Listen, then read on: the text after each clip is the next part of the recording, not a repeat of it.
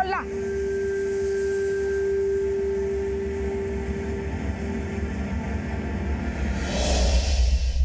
बोलो युवराज, इधर आओ, इधर आओ। अरे ये देखो इधर क्या है।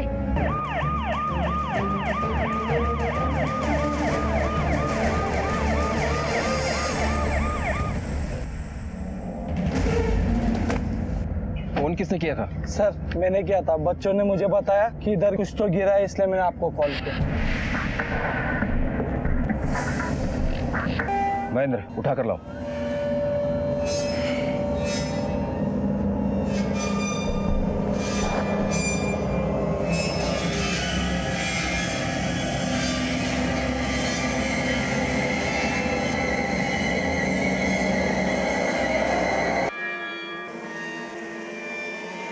सर पैरों की जोड़ी है।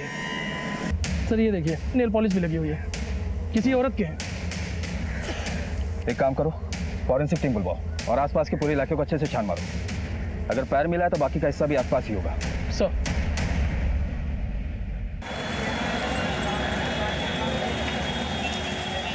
पता नहीं हाँ, ठीक है, माँ। बच्चे कहाँ चले गए। नहीं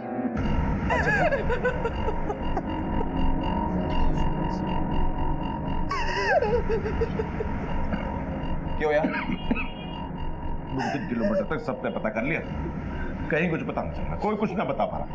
उसकी सारी सहेलियों को भी मैंने फोन कर लिया, कहीं ना गई। और वो डॉक्टर का बच्चा बिना एक फोन ना उठा रहा, 1000 फोन कर लिया उसको सुबह से। मैं अपने फोन करता हूँ, मैं रुक। मैं भी करता हूँ। सर पैरों को बड़ी ही सफाई से किसी सर्जिकल नाइफ से काटा गया। अंदाजा है किसी पैरामेडिक स्टाफ या खुद किसी डॉक्टर ने काटा। सर डॉक्टर ने? उस इलाके से कोई और संदिग्ध मिला? नहीं सर, पूरा इलाका छान मारा लेकिन कहीं से कुछ भी हाथ नहीं लगा। मिलेगा महेंद्र, ये जो भी है किसी के लाश को टुकड़ों टुकड़ों में ठिकाने पर लगाने की कोशिश करो। पैरों पर कोई खास निशान या टैटू? नहीं सर, पोस्टमार्टम रिपोर्ट में भी ऐसा कुछ जिक्र नहीं है, पर रिपोर्ट से एक बात तो कंफर्म है कि ये टांगे किसी लड़की की ही हैं। एक काम करो, सारे चेक पोस्ट पर अलर्ट जारी कर दो। एक भी गाड़ी बिना चेकिंग के आगे न जाने पाए। खबरियों को अलर्ट करो और उस इलाके में जितने भी संदिग्ध हैं सबसे पूछताछ करो और इस इंफॉर्मेशन रिपोर्ट को सारे थाने में सर्कुलेट करा दो। शायद वहां से कोई सुराग मिले।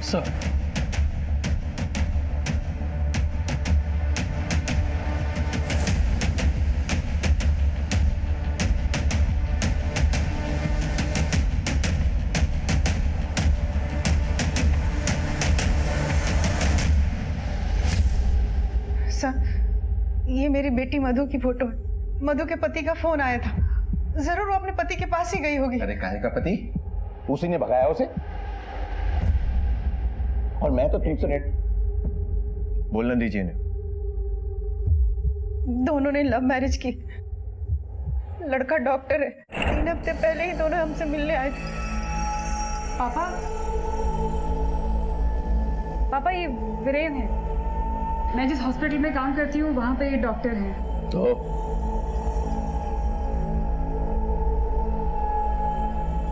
पापा हमारा अफेयर चल रहा है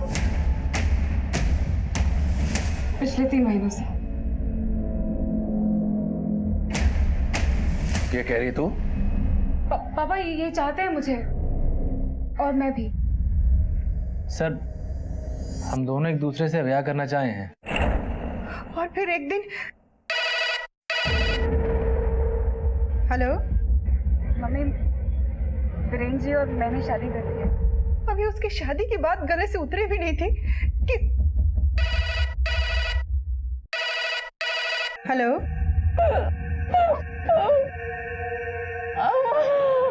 मधु, मधु तू रो क्यों रही है? तू ठीक तो है ना? ठीक नहीं हूँ मम्मा, वीरेन ने मुझे बहुत मारा। मेरी नौकरी भी छुड़वा दी। आजा मेरी बच्ची, आजा अपने घर आजा।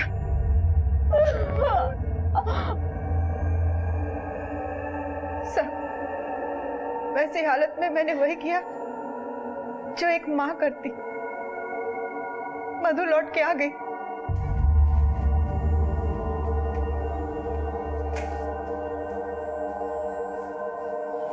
मम्मा, मधु,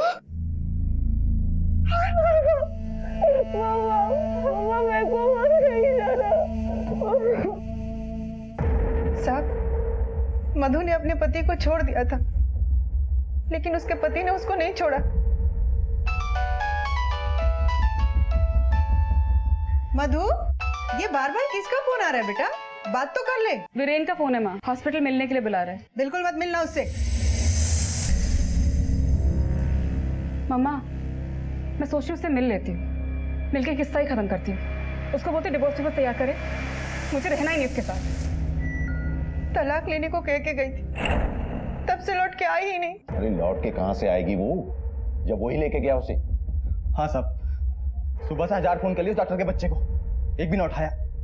बस एक बार कहीं मिल जाए, इसे मार मार के ना सर से प्यार इसका भूत पाता। अरे चुप, शांत हो जा। उसके पति का एड्रेस है आपके पास? जी।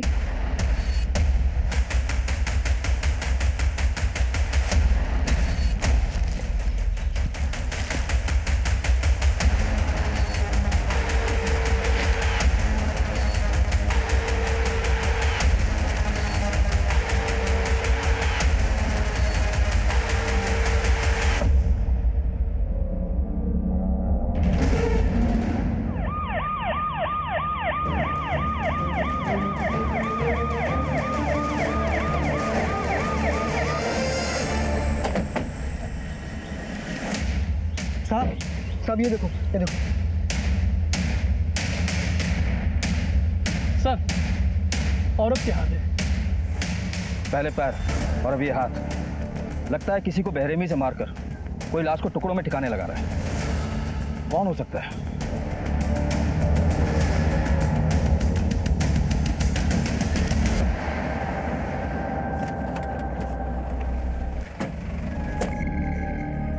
दो तीन दिन रोज आना पड़ेगा पट्टी कराने के लिए। वैसे तो दर्द होगा नहीं। भैया जी, पुलिस आई है।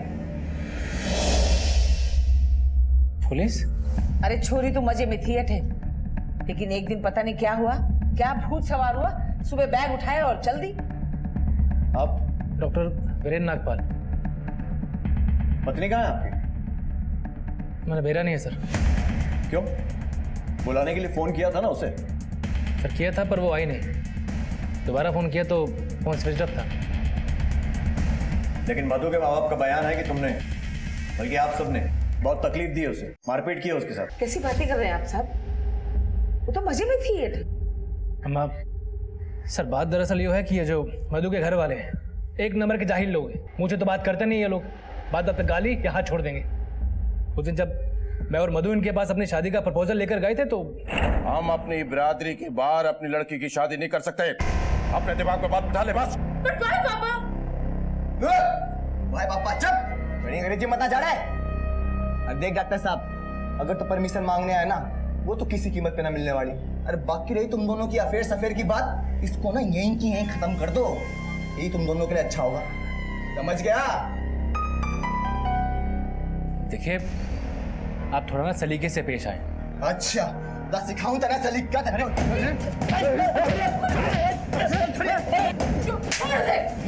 क्या करना रही है?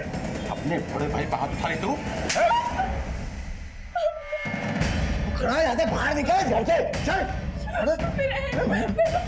चल अपने कमरे में चल। सुन ले, जो अगर आज के बाद तुम दोनों साथ दिख गए ना, तो सामने वाले पेड़ पे माँ कसम उल्टा काट कर खा दूंगा। समझ गए? अरे चल।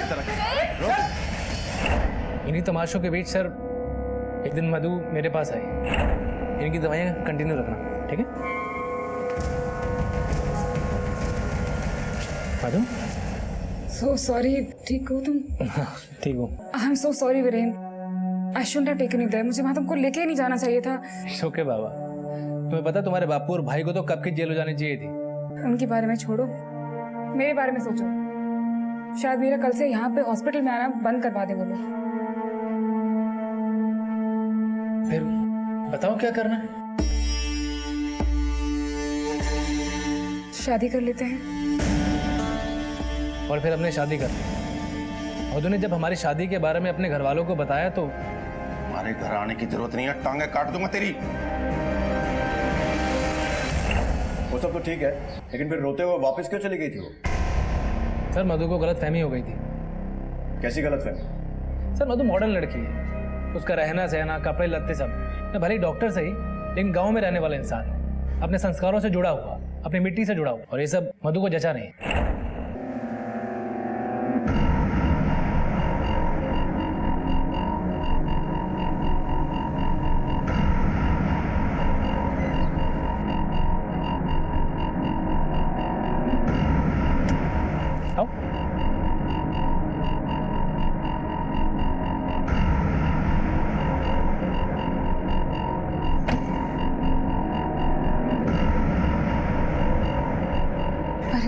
अरे ये तो गांव है। हाँ, हमारा घर गांव में ही तो है। फिर यहाँ पे रहना पड़ेगा। हाँ बिल्कुल, यही तो रहना है हमें। हाँ। बाबूजी, भैया तो बहू ले आए। वीरेन, ये क्या नौटंकी से? अम्मा जो थारी बहू से पहुंचो।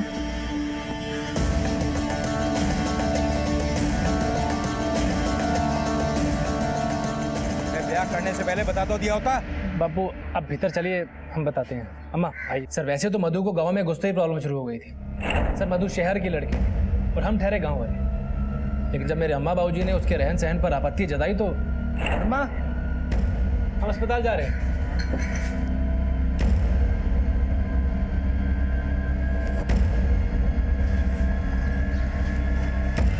वीरेन, यो बेहुदा कपड़े पहन के किस जा रही है?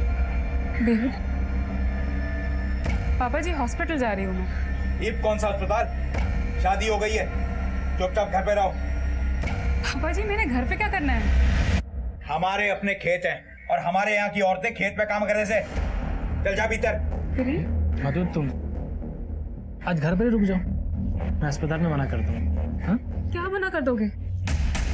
जॉब है मेरी, मेरे लिए मेरा करियर बहुत इंपॉर्टेंट है, तुम जानते हो ये। बीकॉम किया मैंने, घर पे वेले बैठने के लिए नहीं। नंगा नाच नचाने के वास्ते लाए छोरी। तमीज से बात करी mummy ji. How dare you? तो थारा जाहिल परवार ना है। अरे माँ बाप सही हो, तमीज से बात क्या करें इनसे। चल माफी मांग अभी। माफी my foot. Madhu, Madhu. Sir एक तरफ हमारे अम्मा बाबूजी थे और एक तरफ हमारी बीवी थी, और मैं दोनों के बीच में पिस कर रह जाता था। मधु हाथ जोड़ रहा हूँ यार, मेरे पीछे मत आओ। माफ कर दो मुझे। नहीं रहना तुम्हारे साथ। तो सॉरी सॉरी बोल तो रहा हूँ, अरे हाथ जोड़ रहा हूँ तुम्हारे। मधु सर मैं मानता हूँ कि हमारी गलती है, मुझे उस पर हाथ नहीं छोड़ना चाहिए था, पर सर मैंने उसे सॉरी बोला, हाथ भी जोड़े, फिर भी वो आई नहीं। लेकिन मधु के घर वालों का कहना है कि सिर्फ एक थप्पड़ नहीं मारा था, मारपीट की गई थी उसके साथ, बहुत चोटें आई हैं उसे। सर झूठ है ये। तो जब वो चली गई थी तो फिर उसे फोन क्यों किया था? सर मैंने उसको सॉरी बोलने के लिए फोन किया था। मधु फोन कर करके दिमाग मत खराब करो मेरा। मधु प्लीज मेरी बात तो सुन लो एक बार। मुझे कुछ नहीं सुनना है, दोबारा फोन मत करना यहाँ पर। एक बार आके जरा हॉस्पिटल में मिल तो लो। मुझे नहीं मिलना तुमसे। तुझे हॉस्पिटल बुलाया था पर वो आई नहीं। ठीक है,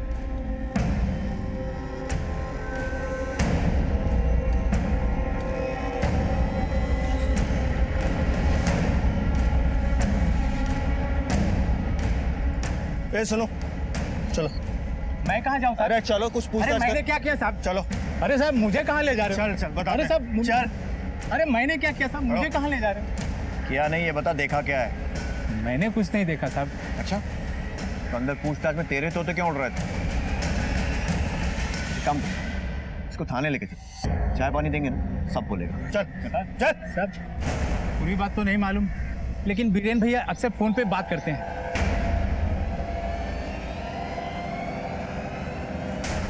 पता नहीं किस बात का गुस्सा था, उस दिन बीरेन भैया ने भाभी जी को मारे, बहुत मारे। मधु किस जा रहे थे? क्या है? अरे चल के अम्मा बाबूजी से माफी मांगो, चलो। माफी तो मैं मांगने से रही। और तुम क्या कह रहे थे? मेरे बाबा जाहिल हैं, तुम्हारे बाबा देहाती गवार है, भिखारी की तरह कपड़े पहनते हैं और बातें करते मवेशी जैसी। ठीक है, मेरे बाबूजी देहाती हैं। मेरे बाबूजी देहाती हैं। मेरे बाबूजी देहाती हैं।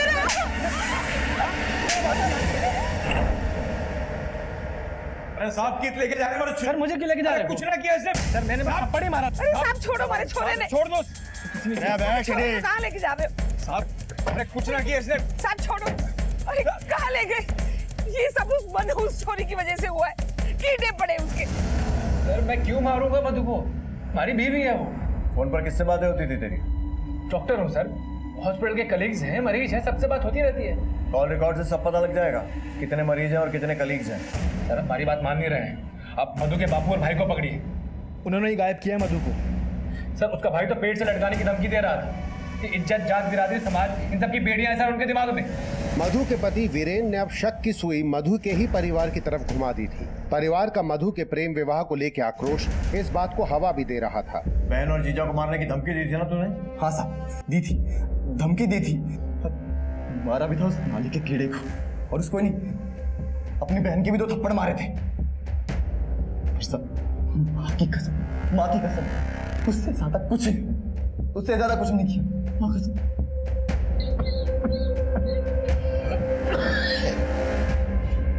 सर, वो डॉक्टर अपने सर के तो में तो हमारे सर पे तोप रहा है। बिरादरी की बहुत चिंता है ना तुम्हें? ना सर ना, इतनी भी ना है कि मैं अपनी बेटी को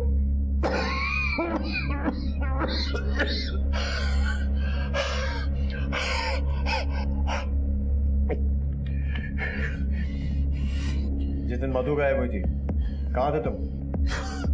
दुकान पे था सर, दुकान पे। जगदीश और उसका बेटा दुकान पर आए थे क्या? बाप बेटे रोज दुकान पे आते हैं, कभी नागा नहीं करते थे।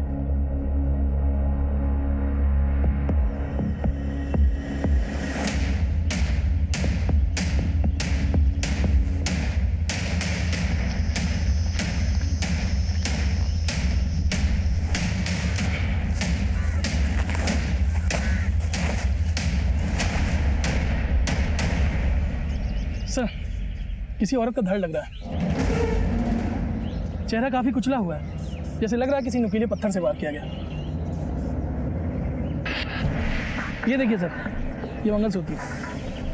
महेंद्र, हमें जो पहले बॉडी पार्ट्स मिले थे वो और इस धड़ को मैच करके देखो, किसी एक ही औरत के हैं क्या? सर। और मेन रोड पर अगर कोई सीसीटीवी दिखे तो फुटेज निकलवाओ। इतनी दूर लाश को जरूर गाड़ी में लाए होंगे। बॉडी को पोस्टमार्टम के लिए भी भेज दो। सर।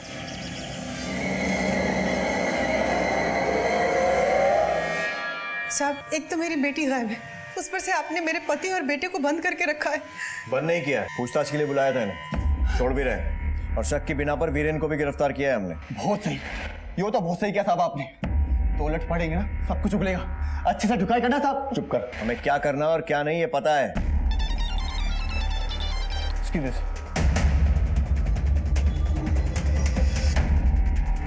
सर, नाथुपुर झील के पास एक लड़की की डेड बॉडी मिली है।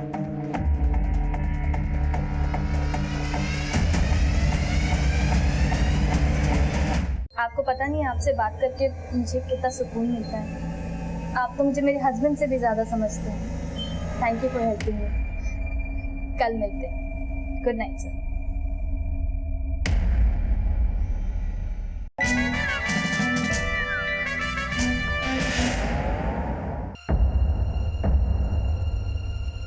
ये मंगलसूत्र बॉडी के ऊपर मिला। मम्मा, मैं सोच रही उससे मिल लेती हूँ, मिलके किस्सा ही खत्म करती हूँ। उसको बोलती डिवोर्स पेपर्स तैयार करे, मुझे रहना ही नहीं उसके साथ।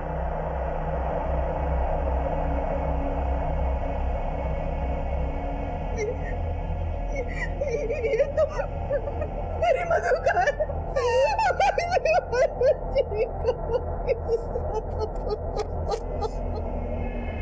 नाथुपुर में मिली लाश की नरेला के रहने वाले गुप्ता परिवार ने अपनी बेटी मधु के रूप में शिनाख्त कर दी थी। अब सवाल ये था कि मधु की इतनी बेरहमी से हत्या किसने की थी और क्यों? बहरहाल नाथुपुर पुलिस से नरेला पुलिस ने केस टेक ओवर कर लिया था। पोस्टमार्टम के हिसाब से हत्या गला दबाने से हुई है और बहुत ही सफाई से बॉडी को 3 हिस्सों में काटा गया ताकि लाश को ठिकाने लगाया जा सके। सर्जिकल नाइफ से, फिर किसी नुकीले पत्थर से चेहरा भी कुचला गया। इतने तरीके से बॉडी को ठिकाने लगाने की कोशिश, कोई डॉक्टर भी हो सकता है? हो सकता है। बॉडी मिल जाएगी? हाँ महेंद्र, फॉर्मेलिटीज पूरी करके बॉडी फैमिली को हैंडओवर करो। ठीक है सर। सर, ये मधु के केस की फाइल है, इसमें उसके सारे डिटेल्स, और अगर आगे की कार्रवाई के लिए हमारी जरूरत पड़े तो हमें कांटेक्ट कीजिएगा। Thank you. ये कुछ पेपर फॉर्मेलिटीज आप लोगों को कंप्लीट करनी है। हाँ जी, हमारे साथ।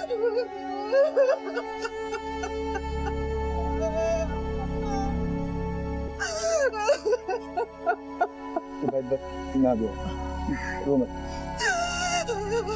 गुमशुदा मधु की लाश मिल गई थी, इसलिए पुलिस ने पिता और भाई को अंतिम संस्कार करने के लिए रिहा किया, लेकिन वो शक के दायरे से बाहर नहीं हुए थे। और जब जगदीश गुप्ता मधु की अस्थियां गंगा जी में विसर्जित करने ऋषिकेश पहुंचे और फिर जो उन्होंने देखा, उससे इस केस में अचानक 180 डिग्री का मोड़ आ गया। सर, मैं मधु की अस्थियां लेकर ऋषिकेश गया हुआ था और उसकी अस्थियां विसर्जन करके बीपी की दवाई लेने एक दुकान पर रुका। दवा लेके जैसे ही पलटा तो मेरी तो जबान हलक पर टिक के रह गई। मैंने देखा सामने मधु खड़ी थी।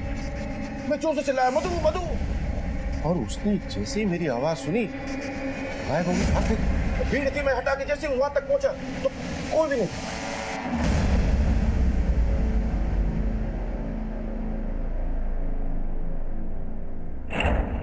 अगर वो वाकई में मधु थी तो भागी क्यों? हमें क्या पता? आपको पूरा यकीन है कि वो मधु थी? मधु मेरी बेटी, अपनी बेटी को बचाने में कैसी गलती कर सकता हूँ मैं? अब जानते हैं आप क्या कह रहे हैं? आप अपनी बेटी की लाश जला चुके हैं, अस्थियां विसर्जित कर चुके हैं, अब जिंदा कैसे हो गई वो? मैंने तो जो देखा मैं वही बता रहा हूं।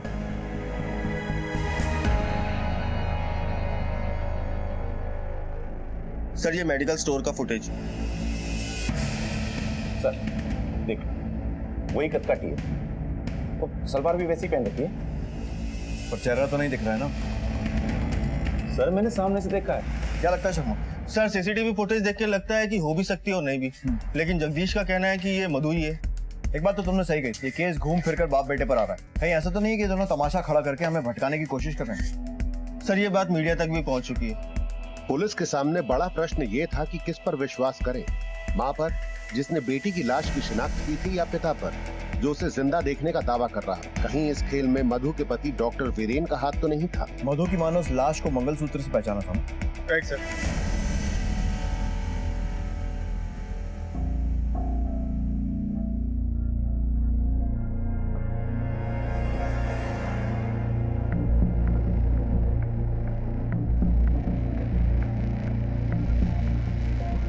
आपने कहा था कि वो मंगलसूत्र मधु का है और वो लाश भी मधु की, और अब आपके पति दावा कर रहे हैं कि मधु जिंदा है और उन्होंने उसे देखा है। क्या चल क्या रहा है आप लोगों का?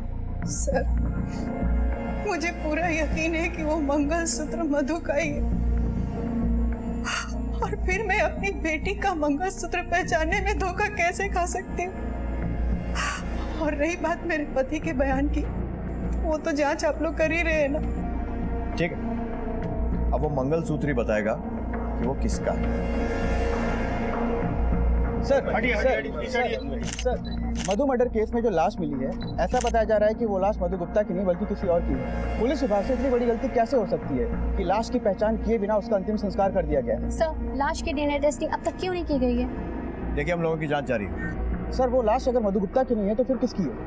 हम लोग मामले की नए सिरे से तफ्तीश कर रहे हैं, जैसे कोई जानकारी मिलेगी आपको देंगे। लेकिन काफी वक्त निकल चुका है सर, काफी वक्त निकल चुका है सर। पीछे माफी माय फुट। तुम्हारे बाबा देहाती गवार है, भिखारी की तरह कपड़े पहनते हो, बातें करते मवेशी हो जाती।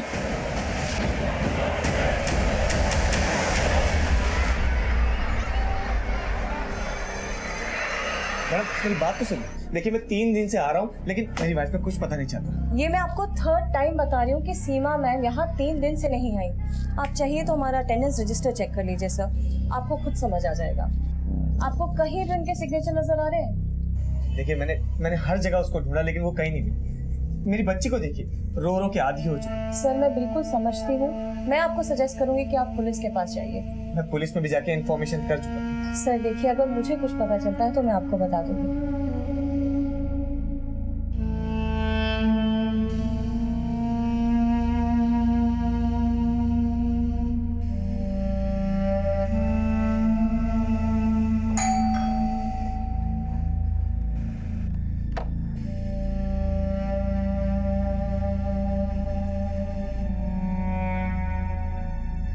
दामाद जी कुछ पता चला सीमा का? नहीं पापा, कुछ पता नहीं चला।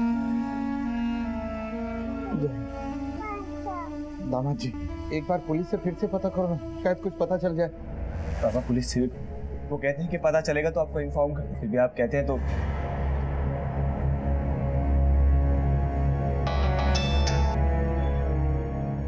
हेलो सर, मैं दीपक बोल रहा हूँ। सीमा का कुछ पता चला? हमारी टीम जांच कर रही है, जैसे कुछ पता चलेगा सबसे पहले मैं आपको बताऊंगा। सर, मेरी 2 साल की बच्ची माँ माँ पुकारती है। फिर माँ के क्या हाल होता है आप समझ सकते हैं ना।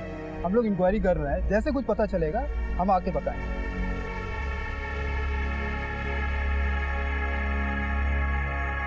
पुलिस ने असली मृत महिला तक पहुंचने के लिए मंगलसूत्र पे मिले मार्क के आधार पर एक एक ज्वेलरी शॉप को टटोलना शुरू किया।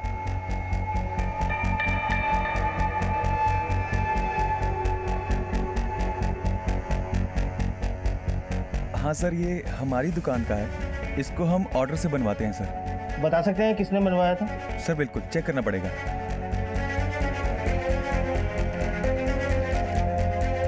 ये मंगलसूत्र दीपक चावला ने खरीदा था। दीपक चावला? जी सर। इसका एड्रेस मिलेगा हमें? जी सर। सर 17B सूरज अपार्टमेंट, घोड़ा मोड़, बवाना। Thank you.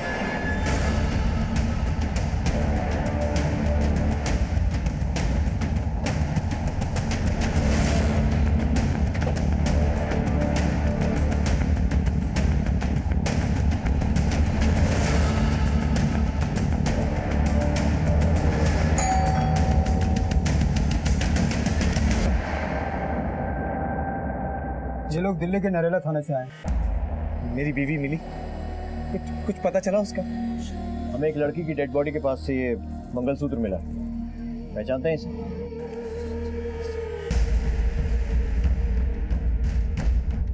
सर, ये मेरी सीमा का मेरी सीमा का है।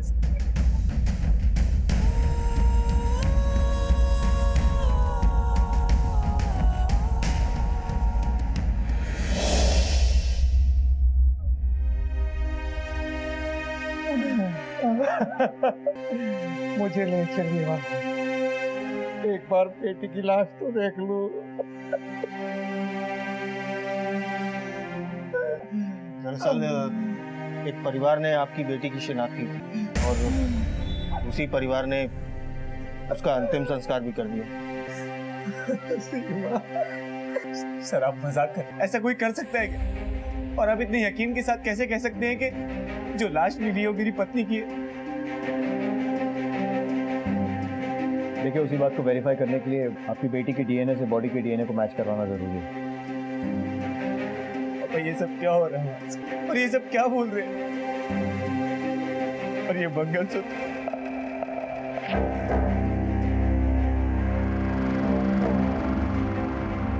सर, सीमा से जुड़े हर पहलू को हमने तहकीकात किया, अभी तक कुछ नहीं मिला। हमने उसके कॉल रिकॉर्ड्स भी देखे। एक नंबर है 76123 जिससे सीमा को बार बार कॉल किया गया था। 4 महीने में 253 बार कॉल किया गया था और सीमा भी इस नंबर पे बार बार कॉल करती थी। इसका नंबर? सर, प्राइवेट नंबर है, अनलिस्टेड है। टेलीफोन कंपनी को इस नंबर की डिटेल भेजने के लिए बोला है। 2-3 दिन में आ जाएगा। फिलहाल ये मोबाइल स्विच ऑफ। सर, ये सीमा हत्या के तार कहीं मधु केस से तो नहीं जुड़े हुए? हो सकता है, क्योंकि डॉक्टर वीरेन भी किसी औरत से फोन पर बात कर रहा था। पता करो कि इस डॉक्टर वीरेन और सीमा का कोई कनेक्शन है क्या। Okay sir, thank you. पहचानता है इसे? ना, नहीं जानता। देख, सच सच बोल दे, वरना फसलें साबुत नहीं बचेंगी तेरी उसमें। जिस तरह से लाश के हाथ पैर काटे गए हैं वो कोई प्रोफेशनल डॉक्टर ही कर सकता है। तू भी तो डॉक्टर है ना? सर, अम्मा की कसम सर, मैं नहीं जानता हूँ इसे ये कौन है। सर, जिस नंबर से सीमा की फोन पे बातें हो रही थी उस नंबर को ट्रेस कर लिया। किसी राजेश निगम का नंबर है, पता लगा। Okay sir.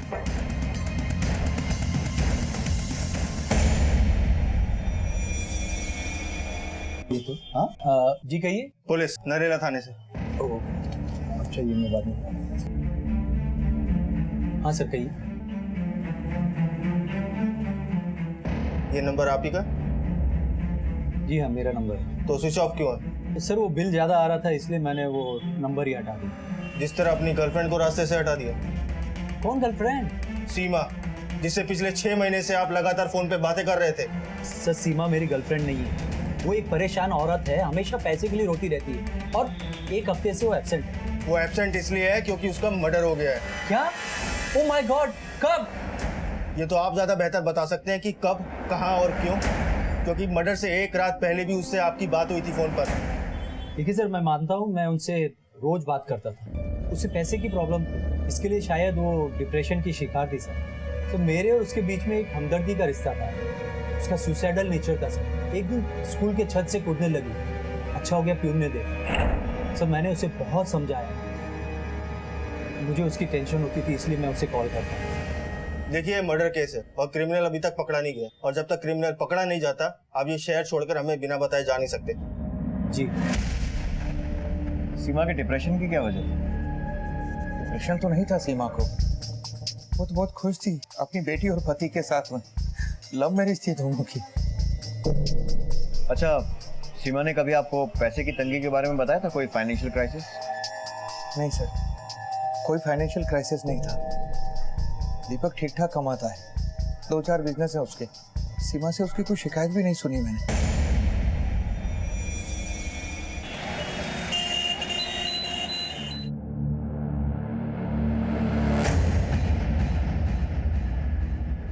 अरे बेटा कैसा है वो? बेटा क्या हुआ? बड़े दिनों बाद दिखाई दे रहा है, सब ठीक? कहाँ गया था? हाँ अंकल, वो अलीगढ़ गया था। 1 किलो चीनी देना। हाँ हाँ देता हूँ। अलीगढ़ में कहाँ गया था बेटा? मेरे चाचा रहते हैं। अच्छा, कौन से वाले? दिवाकर चाचा। अच्छा, जो कनाडा रहते थे वो इंडिया आ गए? तुल गई चीनी। और घर पे सब बढ़िया? अरे काय का बढ़िया बेटा। मधु ने पहले अपनी मनमर्जी की शादी करी, नाक कटवा दी हमारी, फिर 4-5 दिन से गायब है, पता ही नहीं चल रहा। थाने घूम घूम के थक लिए, सारे एरिया में पता कर लिया, कुछ ना पता चल रहा। बेटा मधु तो तेरे बचपन की दोस्त है स्कूल की, तेरे से कुछ कह के गई, तेरे को कुछ पता है? नहीं तो चल मैं चलता हूँ। अरे कुछ तो, अरे बता तो सही। अरे बेटा अपनी चीनी तो ले जा। मधु के नाम से जिस महिला का अंतिम संस्कार कर दिया गया था, उसकी पहचान पुलिस ने सीमा चावला के रूप में खोज निकाली थी। मधु, उसके पति डॉक्टर वीरेन और सीमा का आपस में क्या संबंध था? अगर था तो क्या था? जैसे ही मैंने मधु का नाम लिया वो भाज लिया, बहुत घबराया हुआ था, जैसे सांप देख लिया हो। किसकी बात कर रहे हो? साफ साफ बताओ क्या हुआ? जब मैं दुकान पे खड़ा था वो आया। क्या नाम बताया? गौतम। वो मधु का स्कूल का दोस्त है, अक्सर मिलता रहता है उससे। एड्रेस दो उसका। जी।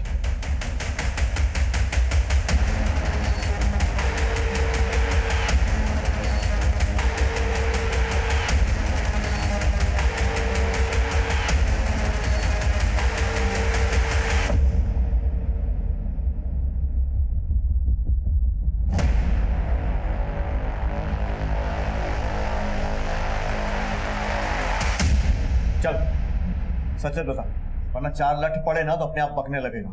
मधु के बारे में जो कुछ भी मालूम है शुरू हो जा बोलना। मधु से मेरी मुलाकात दुकान में हुई थी। अरे मधु, बीकॉम टॉप कर तू गले भी क्या कर रही है? क्या चाहिए ये बता। गुस्सा क्यों हो रही है? हम तो तेरे स्कूल के फ्रेंड है ना, कुछ प्रॉब्लम है तो बता ना। बोलना क्या हुआ?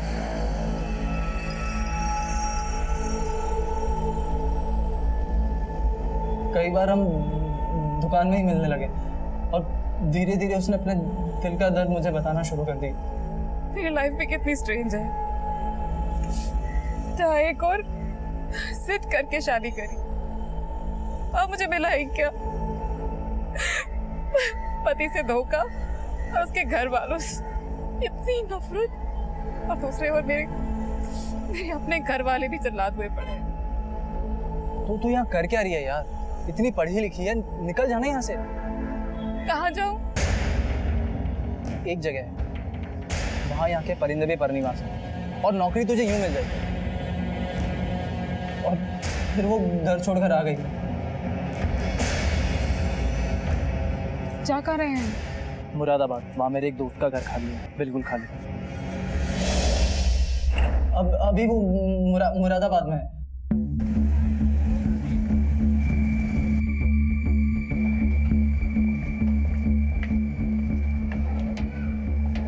मुरादाबाद से योगेश पांडे बोल रहा हूँ। यहाँ पे तो ताला लगा हुआ है। मैंने आसपास के लोगों से पूछताछ की तो पता चला कि मधु यहाँ से जा चुकी है। ओके आशम, सर मधु मुरादाबाद से निकल गई है। इसका मतलब वो भाग रही है, और भागता वही है जिसके दिल में चोर है। हेडक्वार्टर को अलर्ट कर। ये बात तो साबित हो गई डीएनए रिपोर्ट से कि जो लड़की मरी है वो मधु नहीं है। बाकी बातें मधु के पकड़े जाने पर ही क्लियर हो। सर मैंने आसपास के सभी थानों में इन्फॉर्म कर दिया।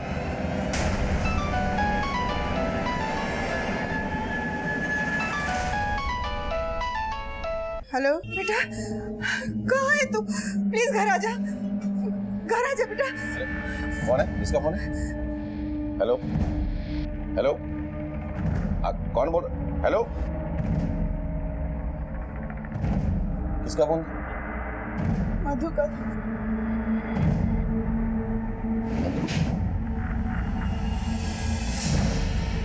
सर अभी अभी मधु ने अपनी माँ को कॉल किया था। गुड, मतलब सबका नंबर सर्वेलेंस पे डालने का कोई तो फायदा होगा। कहाँ का नंबर? सर गाजियाबाद।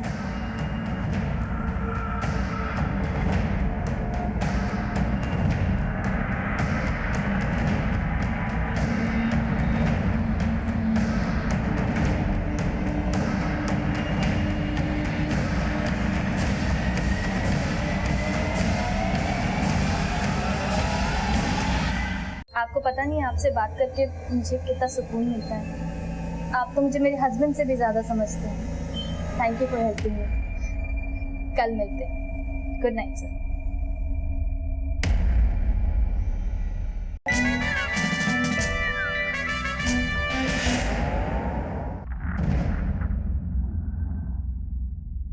तुम्हारा फैसला भले ही सही हो, लेकिन तरीका बहुत गलत चुना तुमने। जल्दबाजी में उठाए कदम के नतीजे तो तुम देख ही चुकी हो।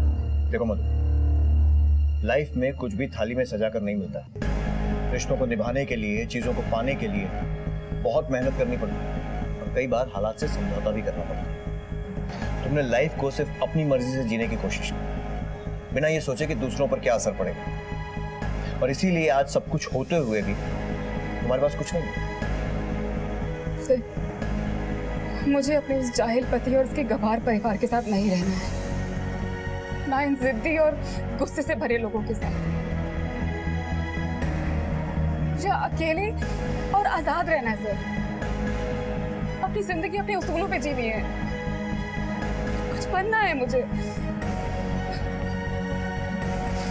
किसी की जिद के गुलाम नहीं बनना, और ना किसी की मार कुटाई सहनी है मुझे। और अपना झूठ छुपाने के लिए तुमने सीमा को मार दिया।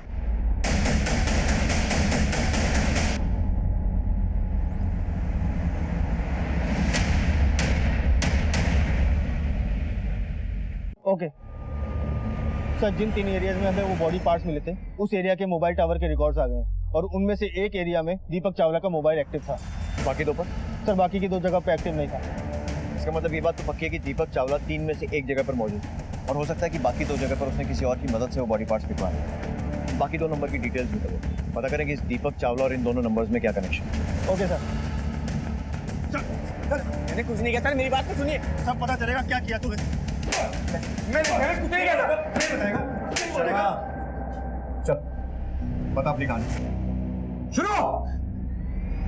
जिंदगी बर्बाद हो गई थी, मेरा बिजनेस भी ठप हो गया। मैंने उसे कितनी बार कहा कि अपने पापा से जाके पैसे लेकर उसके पापा के फ्लैट के अच्छे दाम पे लगवा दिए, लेकिन वो मानने को तैयार नहीं। उसके दिए हुए चिल्लर पैसे से मैं कब तक जिंदगी जीता। एक तरफ वो पैसे लाने को तैयार नहीं थी, और दूसरी तरफ उसके स्कूल के प्रिंसिपल से उसकी बढ़ती हुई दोस्ती।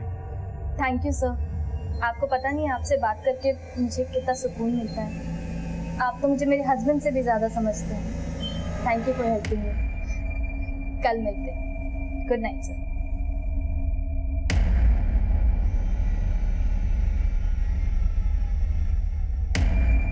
कर ली अपने यार से बात? वो जो शट अप, वो यार नहीं दोस्त है मेरे। दोस्त है? दोस्त है वो तेरा? इधर सुन मेरी बात। दोस्त है वो तेरा दोस्त है यार, मुझे नहीं। उसकी सुनिए, अब मेरी। अपने बाप के पास जाओ, फ्लैट बेच के पैसों का इंतजाम कर, वो भी जल्द से जल्द। मैं तुम्हें पहले भी कह चुकी हूँ, मैं ऐसा कभी नहीं करूंगी। क्यों नहीं करेगी तू? है सीमा, छोड़ो मुझे। मेरी बात सुन सीमा। क्यों नहीं करेगी? हाँ, मुझे 1 हफ्ते के अंदर 30 लाख रुपए चाहिए, समझ ली? 1 रुपया नहीं मिलेगा तुम्हें।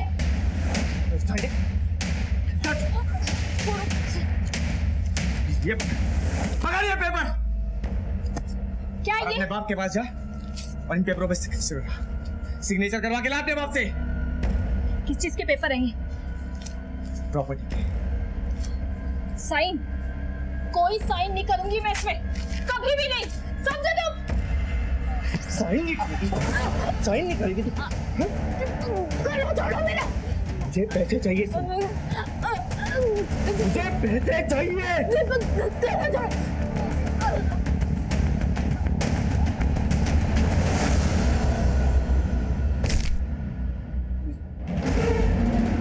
सीमा, सीमा, सीमा, सीमा।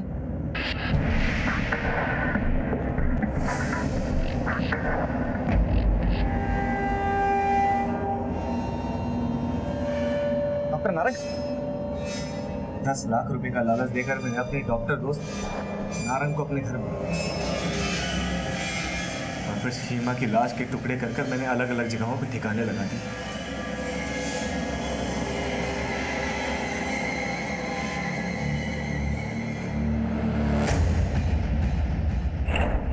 मैं उसे मारना नहीं चाहता, वो गलती से